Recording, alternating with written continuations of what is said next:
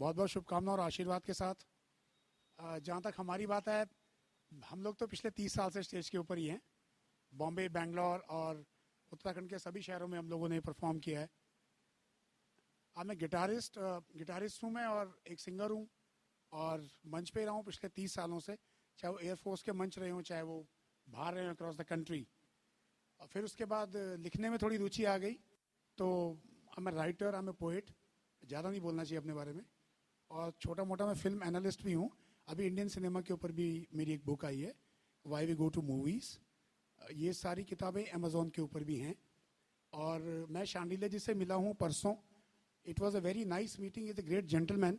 हमारे पीछे बैठे हैं शांडिल्य जी, आरएल फाउंडेशन के चेयरमैन हैं, उनके लिए जोरदार तालियां। शांडिल्य जी उन जैसे लोगों में से हैं जो कि पर्दे के पीछे रह के बहुत बड़े बड़े काम करते हैं, सामने ज़्यादा नहीं आते हैं। हम जैसे, आप जैसे लोगों को जो कि टैलेंट है उभरता हुआ, जो हमारे बच्चे हैं, हमारे यूथ हैं, उनको प्लेटफॉर्म देने की कोशिश करते हैं और उनको आगे लेके जाते हैं।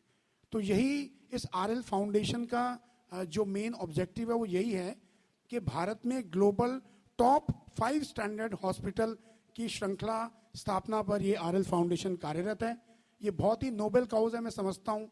इंसानियत की सेवा करना और इंसानों को स्वास्थ्य लाभ देना, उनको वाजिब दामों में सारी medical facilities under one roof provide करना, these are the noble objectives on which RL Foundation is striving and working for. निश्चित करती है ये, इसके लिए सभी क्षेत्रों के टॉप रैंकर्स और एक्सपर्ट्स की इस फाउंडेशन को आवश्यकता होगी। उसी ऑब्जेक्टिव्स को प्राप्त करने के लिए शांडिल्य जी, उनकी कोर टीम इस दिशा में कार्यरत है, प्रयासरत है। उसमें हमारे रजत अग्रवाल जी भी जुड़े हुए हैं, हमारे सुदेश रावत जी और सब टीम मेंबर दिन रात एक करके ये लोग काम कर रहे हैं। और आप सभी से भी जो सहयोग और जो उत्साह वर्धक जो रिस्पांस मिला है, उसकी हम बहुत बहुत तारीफ करते हैं। आप सभी के लिए एक बार जोरदार तालियां अपने लिए भी बजा लीजिए। वैश्विक पटल पर टॉप रैंकर्स के संवाद स्थापित करने हेतु रैंकर्स न्यूज प्रतियोगिता का भी आयोजन कर रही है, और आने वाले वर्षों में भी इन एक्टिविटीज को और बड़े लार्ज स्केल के ऊपर ले जाके ऑर्गेनाइज करने का प्रयास रहेगा। और आप सभी का इसमें सहयोग भी अपेक्षित रहेगा कि टॉप रैंकर्स हॉस्पिटल में कार्यरत जो एक्सपर्ट हैं, वो वास्तव में in reality they are top rankers. They are not top rankers on the paper, but they are the top rankers, performers on ground zero, on the realistic grounds of the life. एक बार जोरदार तालियां RL foundation के लिए। अब मैं कवि हूं तो 2 लाइनें कहे बिना तो वापस नहीं जाऊंगा। इंडियन एक्सप्रेस के फ्रंट पेज में अभी कुछ 1-2 साल पहले एक आर्टिकल छपा था। उसमें लिखा हुआ था फ्रंट पेज में कि हम बहुत बड़ी बड़ी बातें करते हैं आज़ादी के बाद, हमने ये पा लिया वो पा लिया, लेकिन इटावा जिला जो है यूपी में, उसका टाकिया गांव है, उस गांव में आज तक भी कब्रिस्तान नहीं है, और वहां पे लाशों को अपने घरों में ही गाड़ा जाता है। तो ये जब मैंने वो आर्टिकल पढ़ा तो मैं अंदर तक हिल गया, और जो भी मेरे जैसा संवेदनशील या इमोशनल आदमी होगा उसके रोंगटे खड़े हो जाएंगे ऐसी बात सुन के। तो उसमें टाकिया जिले के सुलाह अहमद की सच्ची कहानी उस आर्टिकल में थी। तो मैं नहीं कह रहा हूं कि मैंने कविता लिख दी, वो लिखी गई अपने आप, फिर वो कई पत्रिकाओं में भी छपी, उसके लिए कुछ मुझे पुरस्कार भी मिले।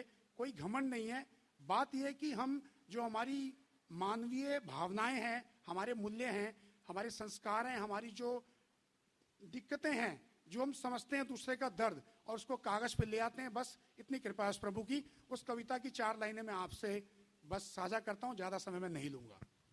तो कहते हैं, गरीबों की दास्तां ही कुछ अजीबो गरीब है, गरीबों की दास्तां ही कुछ अजीबो गरीब है, जीते जी 2 जून की रोटी और मर के कुछ गज जमीन नसीब नहीं होती। गरीब होना बस यही तो बदनसीबी है मेरी, कि दादी, अम्मी और भाई की कब्र तो कमरे में ही बनाई है, और अब्बू के हिस्से में तो घर के आंगन की जमीन ही आ पाई है। क्या करूं, वैसे भी तो मर्द घर के बाहर ही सोते हैं ना। अब्बू की जमीन घर के आंगन में ही बनाई है, वैसे भी तो मर्द घर के बाहर ही सोते हैं ना। पर क्या करूं, बीवी के हिस्से में गली की जमीन ही आ पाई है, बीवी के हिस्से में गली की जमीन ही आ पाई है। शर्मसार हूं आज बहुत, जब लोगों को देखता हूं उसकी कब्र पर से गुजरते, और कोसता हूं खुद को मैं कि मरने के बाद भी उसे एक मुकम्मल मकाम ना दे सका, कि उसके हिस्से में हमेशा की तरह लोगों के पैरों की धूल ही आई है। बस कुछ नहीं होता, एक लम्हा होता है कविता, एक मूवमेंट होती है। एक फूल का खिलना भी कविता है, पंखड़ियों का गिरना भी कविता है। एक लम्हा जो कवि आप सभी लोगों से सीख लेता है, उसको लिख देता है। और ये कवि ववि कुछ नहीं होते हैं, सब बकवास होते हैं।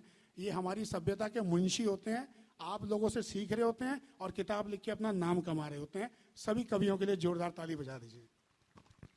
Thank you so much. I wish all the participants all the very best. I congratulate Sharnilya sir और उनकी टीम को कि बहुत बड़ा प्रयास उन्होंने हरिद्वार में किया है। And it is really a privilege to be here. It is really an honor to be here with all these learned judges on the stage. Thank you so much. Have a nice day.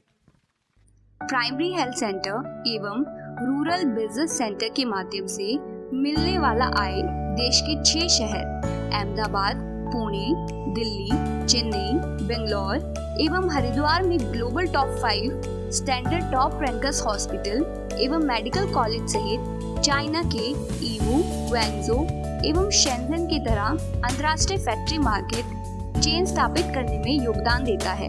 यह कदम परियोजना से जुड़े लोगों के उद्योग, रोजगार सहित स्वास्थ्य एवं शिक्षा की गारंटी सुनिश्चित करता है, जिसके स्थापना एवं संचालन हेतु top rankers news and broadcast media private limited के माध्यम से वैश्विक पटल पर पारदर्शी प्रतियोगिता द्वारा क्षेत्र विशेष के विशेषज्ञों की चयन प्रक्रिया अपनाई गई है। Top rankers hospital and international business centre private limited organised by RL foundation. स्वस्थ देश समृद्ध देश।